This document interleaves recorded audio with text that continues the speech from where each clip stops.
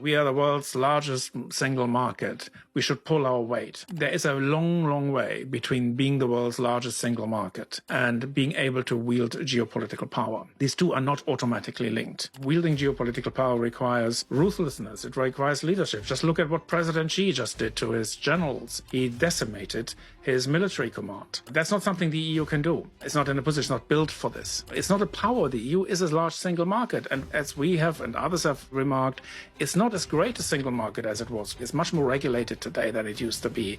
It has much more national burdens because most of these regulations are turned into national regulations and each country does it differently. Mario Draghi, he completely called it. He said the EU's internal market acts like a huge tariff barrier, both for services, especially for services where it's over 100%, and for goods where it is about 40%. Now, that's not a single market, as I would call it. If the single market is what it is, and we don't have powers that can sort of leverage this, the fact that the EU is the largest economic area in the world means absolutely nothing for geopolitics. And I think that is sort of a realization that we have to start with.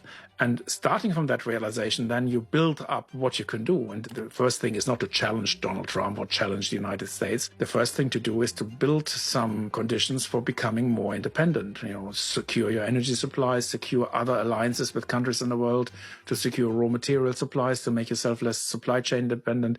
Very boring technical stuff, but that needs to happen before the EU can develop a more independent policy. And the big one is capital markets, leadership, political union. These things need to happen if the goal is to have a geopolitical voice. And I don't think the EU is ready for that. My nightmare scenario for the EU is that we're getting all these headlines all the time that how wonderful the EU is and the flag and the hymn. But the reality is that the EU will decline and decline relative to the rest of the world.